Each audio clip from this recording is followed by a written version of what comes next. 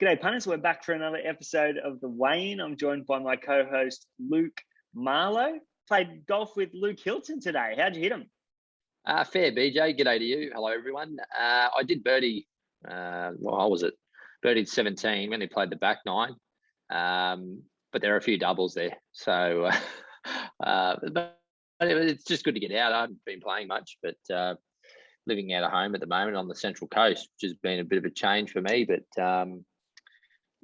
just given the COVID restrictions, got to be up here for Alicia to keep riding in the outer region because our LGA was out of play. So it's been good and bad. Living out of your own house is always a bit weird, but it's a nice part of the world, the Central Coast. And are you close enough to the beach? And have you found a good coffee shop? Very close to the beach, and after about a week here, I've finally found a good coffee shop. How hard is it to get a good coffee? There's few and far between. There's so many lays out there. There's a lot of lays out there.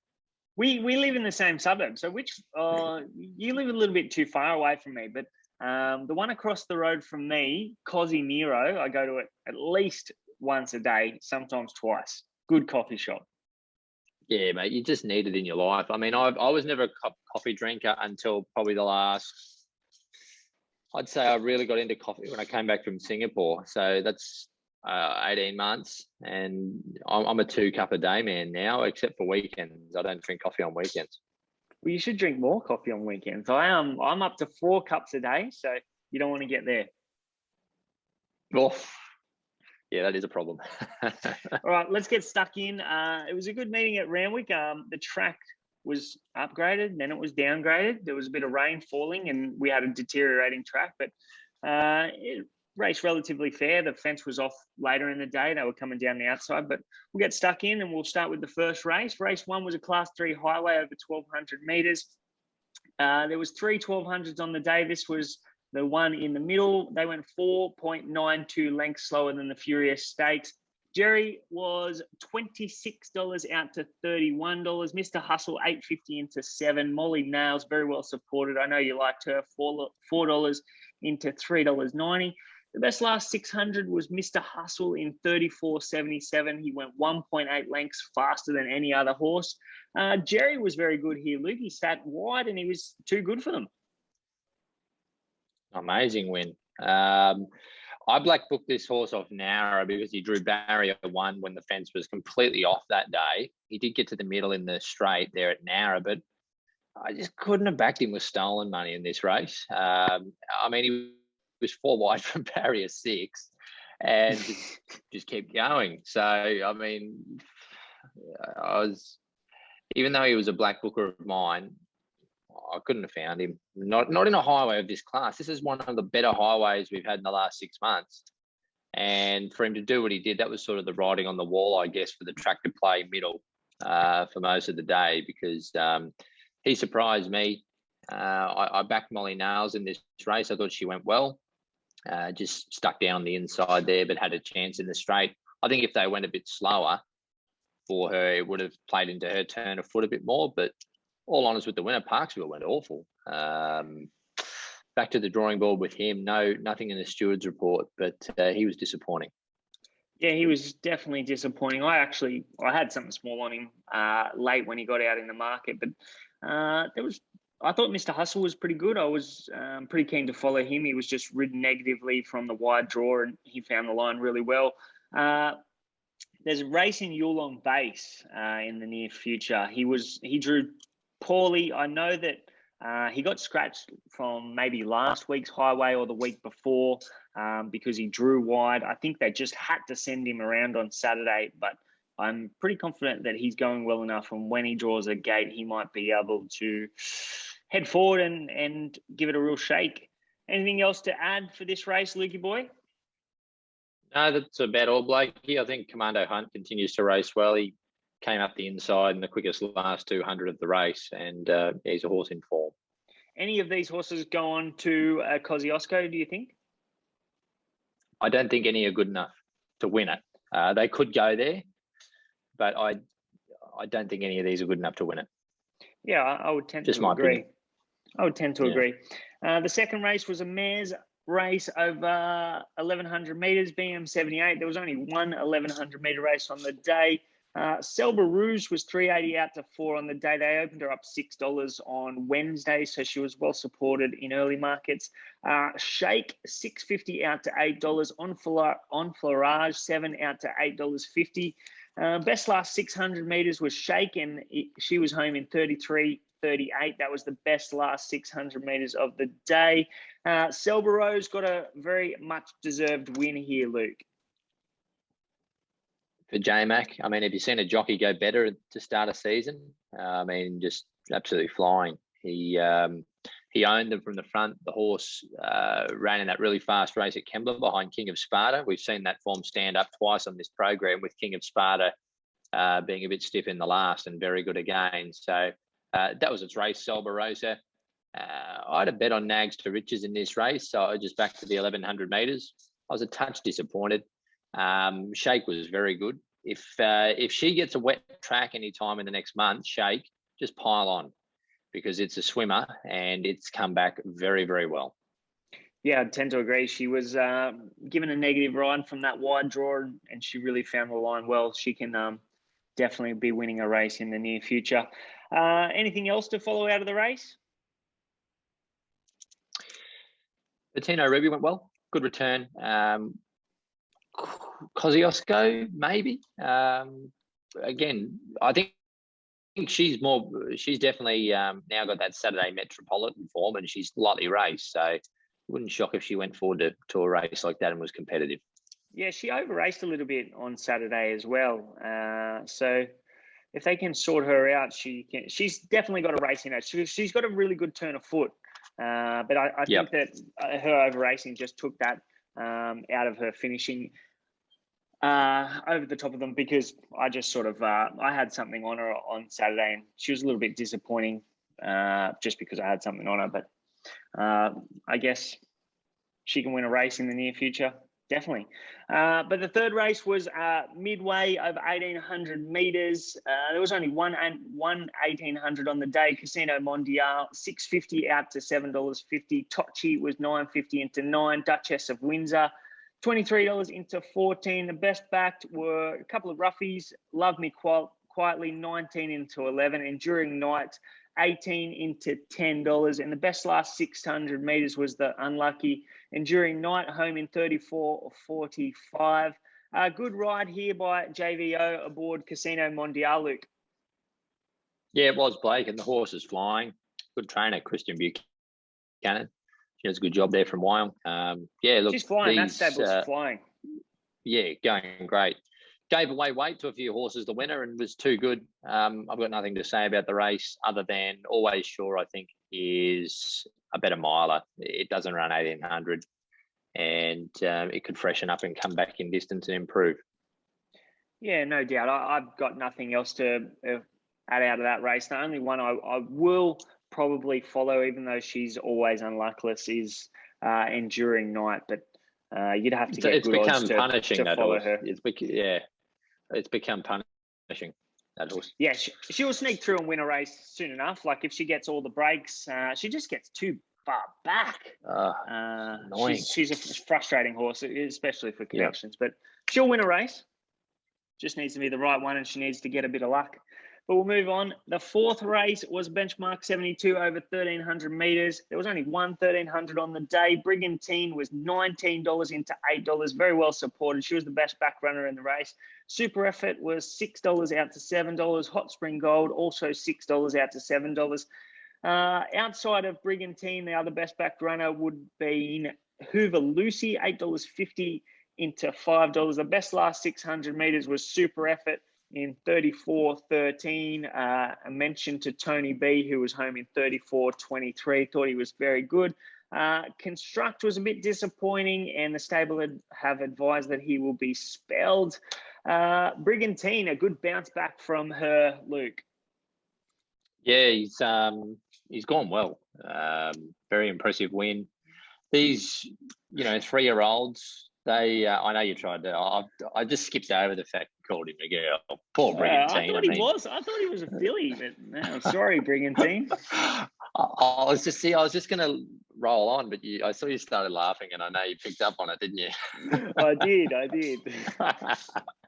You know what? I've got you confused sometimes. You know, when we used to go out when we were younger and had a crack, you used to act like a bit of a girl, and I'd mistaken you for a girl then too. So you know, I know how you got Brigantine wrong. He's got a great turn of foot, hasn't he? Feels. It's got a good turn of foot. What? Yeah, these young 3-year-olds, when you've got upside and talent, you're getting a lot of weight off the other horses. He carried 52, and I don't want to get too carried away. Just with that in mind, yes, he's beat the older horses, but he gets a significant weight advantage. But he'll win more races. Tony B, I think, can improve as they get out over further. He kept grinding to the line quite well there, but most of these horses, outside of the winner and maybe Hoover Lucy, once Chris works her out, I'm sure he will, but I'd suggest a lot of these are sort of at their mark. On Hoover Lucy, just went too keen. I don't know what they do with her. She's still a maiden, but she needs to mend her race manners very quickly.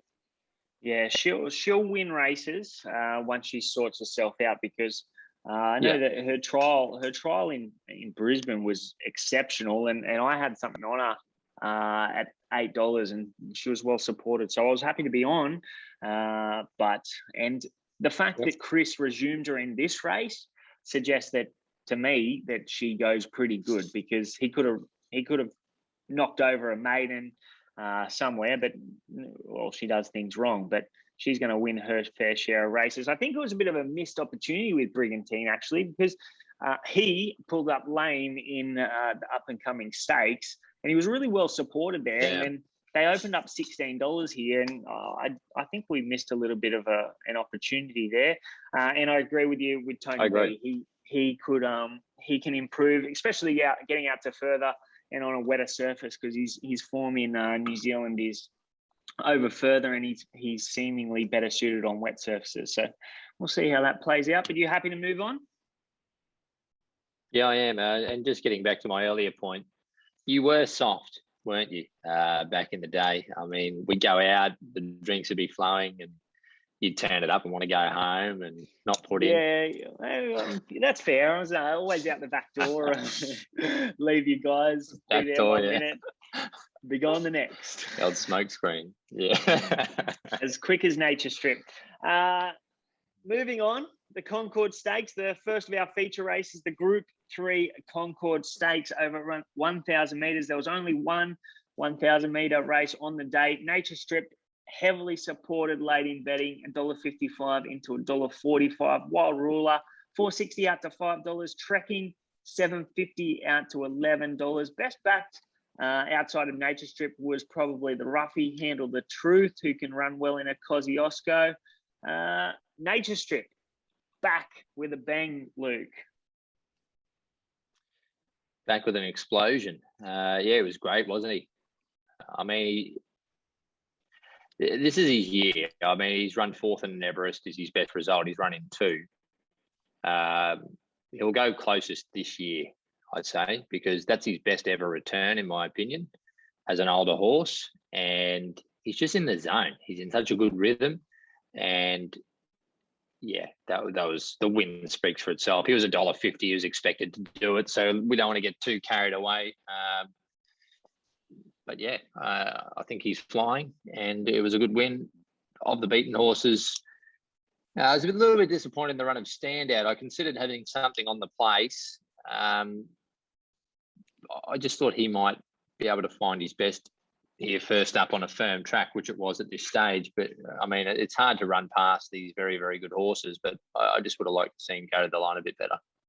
Yeah, Standout. I seem to remember that first up win. It might have been in his 3 or 4 year old season, and he really hasn't reproduced that ever since. No. He's always threatened to, and the stable have got a good opinion of him. And he seemingly has been a dry tracker in the past. So I would agree. He was slightly disappointing. One thing, sorry about him, BJ. You go. One thing to say too is, I mean, you look at the last 600s they're running. I mean, he's still run home in 32.49 for his last 600 metres. So, I mean, what what more can you do? But the problem was the horses who settled forward in the race are still running home in really fast time as well. So it's near impossible for him to make up the ground, isn't it? Yeah, no doubt. They were all home in very fast time. And I do agree with you with Nature Strip. This is his best chance. Last year in that Everest, he wasn't the same horse as he is now. That preparation, he didn't win a race. No. The previous preparation that he contested the Everest, I don't think Chris had a handle on him at that stage. I think he'd only sort of joined the stable for one preparation previous to that. Yeah. And he had setbacks last year too, didn't he? He did. He had setbacks last year. So he did. Well, these fillies. Yeah, I'm intrigued. The fillies. Furious Stakes, 1,200 metres. They went 4.92 lengths faster than the highway. Jamea was out the gate, $14 to $21. Robo Dira, 35 out to 46. Mallory, 13 out to $17. Best back runner was clearly DN Andretti, $8 on the day into $4.40. Best last 600 metres was Jamea. She did a terrific job, 33.26. Her last 200 metres was where she picked up all the ground, 11.42, and she went 2.28 lengths faster than any other horse in that final furlong, Luke. Plenty of good runs in this race. Absolutely. That's what's got me worried. I mean, these are an even bunch of fillies. They're an even bunch. The winner's a little beauty, and well done to Rob and Luke Price, Brock Ryan. Big moment for them. Group 2 win here with a real little beauty. We know she had the checkered passage in the lead-up race where Tommy got suspended over that fall, and it was a messy situation, that race. But she is just so genuine. She tries very hard. I still haven't seen the horse I want to back in the flight stakes. None of these interest me as far as the flight. So I'm not sure. I think that it's an even year. Yeah, me too. And I think that's why Dan Andretti was so well backed here. They were looking for one outside of the box to fill the void as the best 3-year-old in Sydney. But I think 4 Moves Ahead was very good here. She was given a very negative ride. She had some of the best closing sectionals in the race. We know that she's probably not best suited being out back near last. And I reckon if the market forgets about her, as it did with Jamea here, because how can 4 Moves Ahead start $4.40 and Jamea start $21 here? That was ridiculous, but I didn't see it at the death. And it's easy to say in hindsight, but there wasn't much between them in a silver shadow. And then you've got a huge gap between them in the market here, Luke. I know. I was dirty with myself too when I saw the price flash up, and I'm going, wow, 20s, because I was in such a good position in the race. I backed Deanne Andretti all in good odds. So I ended up backing Marty and Swift Witness to sort of cover a few bases. And yeah, it was a bad mistake not throwing something on Jamea at that price. I think the fact, I guess, you've got an apprentice on in a group race, not claiming, replacing Berry had something to do with it. But yeah, it was a big overreaction, the price she got to. And what do we say about Dan Andretti? I mean, I was bitterly disappointed with her run. She knuckled out of the gates, but she seemingly just went pop at the top of the straight and had nothing there. Yeah, she was well below her best. The money she was truck loaded, and she was gone a long way from home. She wasn't suited by the strong speed, and I'd suggest that the stable take a backward step with her and win a race, get her confidence back up. But that's not saying that she's not up to this class in the future. Zaaki, let's move on. Tramway Stakes, 1,400 metres. There was only one 1,400 metre on the day. Zaaki was $2.20 out to $2.30. Aramayo, he was terrific from the back, $41. Star of the Seas, $18 on Thursday into $11. Best back runner outside. Best back runner in the race was All Saints Eve, $23 on Wednesday into $9.50. Best last 600 metres was Aramayo in 33.50. He actually went 2.5 lengths faster than Zaaki. Is this the best weight for age horse in the country, Luke? He is, in my opinion. I know he hasn't done it yet, what the likes of Very Elegant have done, but gee, he's come back so well. One quiet trial. I know he had a jump out as well, but he's just got a brilliant turn of foot. He can switch off, and to do that first up at 1,400 metres with a long preparation in mind, yeah, I think he's a sensational horse. And I think a few of our listeners would remember us chatting after he won up in Brisbane over the winter that he could be a Cox Plate horse. Well, he deserves to be favourite, and I think he'll win it too. Yeah, me too. He's very short odds now. I think he's into maybe 6 to 4 or something like that. 350. Oh, is he? Wow. 350. I thought he was. I thought he was in the twos, but I might well be wrong. He was terrific. James found a good spot on him, and it was over at the top of the straight. He was just ambled up to him, put him away, and James was very soft on him on the line. Underwood Stakes, I think, for him now, and then moving on to a Cox Plate. But yep. What price? Yeah, 280. Did you look? 280. 280. Yep. Yeah, very short. But if he's there on the day, and if he wins the Underwood Stakes like he did that race, he might even start shorter than that. What did you make of the run of Aramayo? Oh, if Chris decided to run him in a race like the Cameron at Newcastle in 2 weeks, he'd win that, because that was a sensational run. Home in 11:42 his last 200 metres. I thought he went excellent. Formerly Godolphin, Singapore, and now back in Sydney and with Chris Waller. So he's in good order.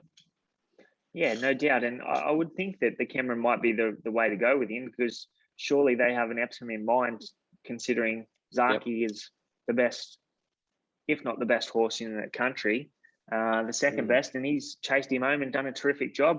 I thought Star of the Seas was pretty good. He was very good getting back onto a wet surface. He needed room a little bit sooner. And I reckon Lions Roar's on track here. He had the 5th best last 600 metres, and he really only got going late. And we saw him improve really sharply second up last preparation. So I'll be keeping my eye on him wherever they take him. He's going to be at the top class because he's a Group 1 winner now, but he was very good, I thought. Happy to move on to the feature race of the day, the Chelmsford Stakes, Luke. Sounds good, BJ.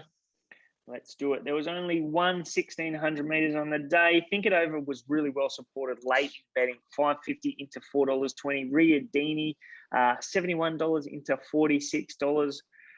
Montefilia, $16 out to $18. The best back runner was Cascadian, opened up $4.60 on Wednesday into $3 at jump time.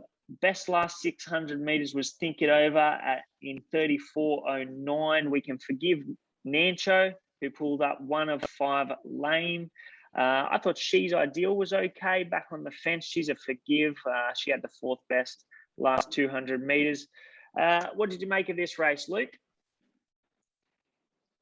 Winner's just a bloody good horse, isn't he? I mean, that was his will to win in the last furlong there was awesome.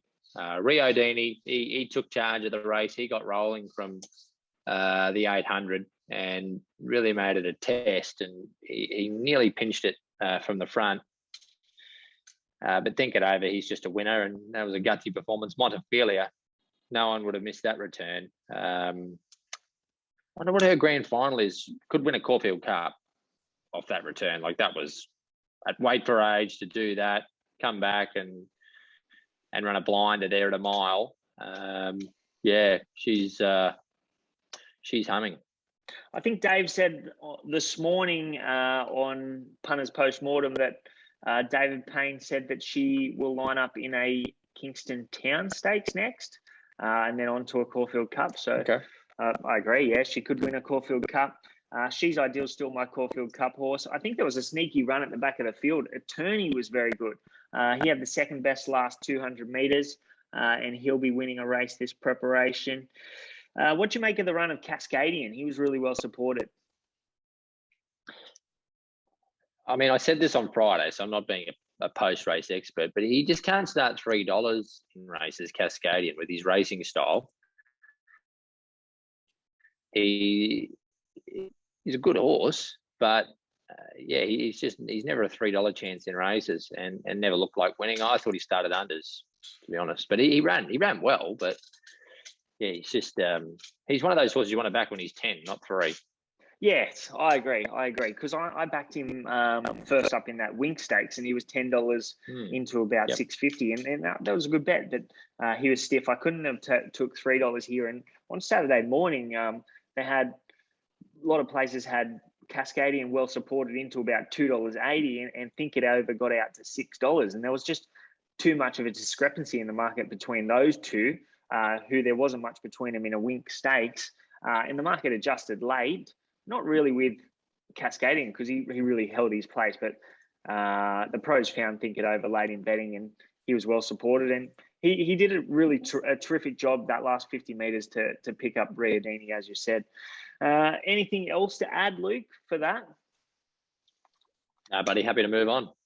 All right, let's do it. The second last race was a benchmark 78 over 1,200 metres. There was 3 1200s on the day. This was actually the slowest of the three. They went 6 lengths slower than the Furious Stakes. Geist was $5.50 out to $7.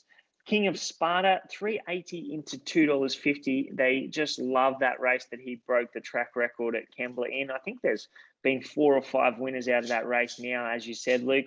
Lancaster Bomber, $16 out to $21. The best backed runner was Cuban Royale. The tab went up $26 with him on Wednesday. He was into $6 late. The best last 600s were Bullfinch in $33.80 and Reformist in $33.88. 8 Diamonds is a forgive. She was slow to recover and she pulled up coughing. And KP McAvoy was suspended aboard broken arrows 6 days. What did you make of this, Luke? Cheering Cuban Royale was a bet for me, but I knew my fate before the race. I can't believe he was so solid at the death from barrier 2. I mean, he was going to be in the slow lane towards the inside there. I think if the rain doesn't arrive, he definitely runs a hole. But the winner was just Huey at his best. Jumped out, got the back of King of Sparta, stalked him everywhere, had to cover and was a bit stronger on the line. King of Sparta wins the race every time if he draws a barrier, but that's racing. And to be fair, it wasn't such a huge disadvantage to be wide on by this point of the day. So he's flying. He ran well. Horses to follow for me out of the race, Bullfinch. Got a few tricks, gets a bit aggressive, but if he learns to settle that horse, there's some wins in him. Yeah, no doubt, I agree. Bullfinch was very good from the back of the field. Also thought Reformist was very good from the back of the field. And I had something on Golly, I'm Lucky, and I don't think he had much luck, and I'll be having something on him, hopefully at big odds again. I think he would have went very close to running a place. The horse that you backed, Cuban Royale, I missed the $26 on Wednesday, and then he was into $16, and I thought, oh, maybe he'll get back out. But he just kept firming, and I didn't end up having a bet on him, but I was keen to have a bet on him earlier in the meet. I just missed the price. I think we can be forgiving of him. Anything else to add there, Luke? No, not really. I just think by the time we now get to race 10, the inside, you just didn't want to be there at all. You look at the first 4 over the line in the last barriers, 13, 12, 9, and 10. I think that tells you a bit about how the track was here late in the day, and the horses that have run at the back of the field, barriers 2, 8, 1, 6, 5. So yeah, well, my destiny was sealed in the last. I was on Charm Star, and she really didn't want the rain to come, and she also drew an inside gate. But the last was a benchmark 94 over 1,500 metres. There was only one 1,500 on the day. Mateo Takpi was a late scratching. Soldier of Love. The winner was 34 out to 41. It's Lily, 15 out to 23. And Big Boy Roy was also out the gate, 13 out to 18. Best back runner was Atishu here, $3 into $2.60. Charm Star was a good firm up from Wednesday. I just think they went up the wrong price her, considering James was in the saddle, 34 into 14. Last 600 metres, the best was Atishu in 34.01, 2.5 lengths faster than any other horse. Forgiving of all-time legend who had a poor recovery and was showing signs of a respiratory noise. What did you make of this race, Luke? And Atishu, she got well back from the draw. She did. I can see what Macca was doing. He jumped out. He said, right, I'm going to be 4 wide here in the open. Although we'd seen King of Sparta do that and just get beat in the previous race, I understand why he went back looking for cover. But then just as he completed that manoeuvre, they really rolled and they stretched out. So if he had have just been aiming for midfield and waited it out a bit longer, he would have got in and she would have won. But you've got to make decisions quickly when you're a jockey. You can't be just sitting there hoping. And it just didn't work out for her. I thought her run was sensational, just the same. The winner, Soldier of Love, was big odds. Not impossible to back, certainly not by me. It's Lily's run a good second. The wet ground certainly played into her hands late in the day. I'll tip you on going forward. Zeyrek, really good return down in the worst ground here. Maybe not next start, but third up when he gets over ground, he'll be cherry ripe and I'll be loading up. All right, well, Zeyrek, I'm adding him to my horses to follow. Soldier of Love, she's got a terrific record over the distance. She's had 5 starts now and never been outside of the Quinella. So I'm not sure how we all missed her. And she went around $41. But Atishu, she's the real deal. She was fantastic, as you said. She just closed really hard. I don't think she was suited being inside horses at stages because she was having the kickback. But when she found clear galloping room late, she really savaged the line. Forgiving of all-time legend, and I'm also forgiving of Charm Star because I don't think she's suited by the wet track and she was on the worst part of the track. And Chris Waller sort of gave her a good push on radio on Saturday morning. So I think she'll be winning a race soon enough, especially if James shows up aboard her next start on a good surface. I'll be having something on her. Horses to follow, Luke, out of the meeting. I'm going to go with Aramayo for me. He's definitely the horse to follow. As you said, he might end up in a Cameron handicap, and if he does, I want to be on him. I think he can get to an Epsom handicap, and I think Atishu is the horse to follow. Atishu is the real deal. I think she can win a big race this preparation. She should be 2 from 2. She didn't have any luck there getting too far back, but she closed off nicely and she's only going to get better over further. Who's your horse to follow out of the meeting? Yeah, I'll give you Zeyrek out of the last. As mentioned, I think he's a stayer to follow this preparation. Just needs to find the right race and just keep backing Zaaki. I don't think he'll get beat all prep. Yeah, well, the Tan are offering a good promo, actually. I think how many Group 1s will Zaaki win? I think one, if I can remember, I'm just gonna get it up right now, but I think one is $1.50 or something along those lines. 2 is, just let me out. Okay, so 1 is $1.10. 2 is $1.60, 3 is $5, and 4 is $13, and that is to be completed on the 31st of December. How many are you going with?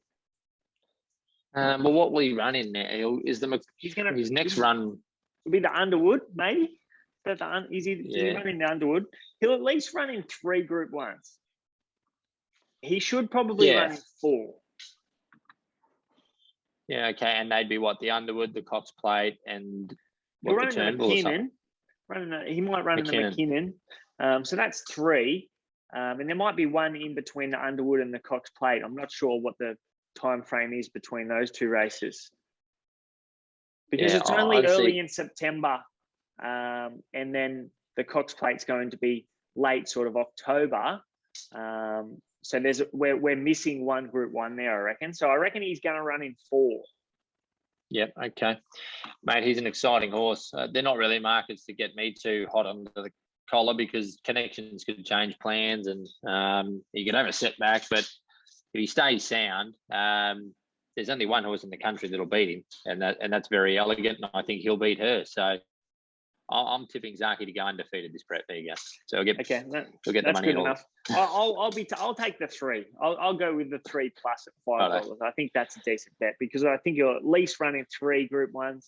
And as you said, you don't have him getting beat, so we get paid the $5. Anything else to add? What do you got on for the week? Where are you calling?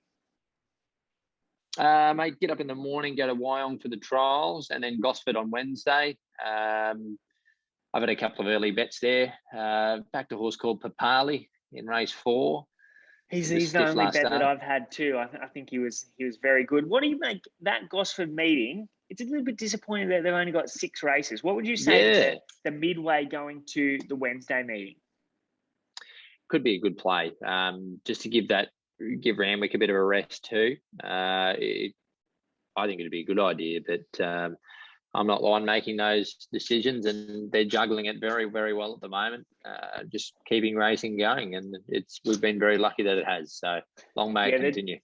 Done a terrific job, but yeah, I think it would be a good play. Still the same prize money on a Wednesday. It still gives the people, the provincial trainers, a chance to play for that big money. It gives a little bit of a little bit of extra oil on that Wednesday meeting. We only ever get 7 races, and this week we've turned up with 6, and that's the second 6-race meeting on a Wednesday that I can remember in the last 3 months. So at least we'd have 7 or 8 every Wednesday. So I could make a little play for that. But have a good week. Good luck calling at Gosford, and good luck with Papali, because I'll be on as well. God give it strength. Have a great week, guys.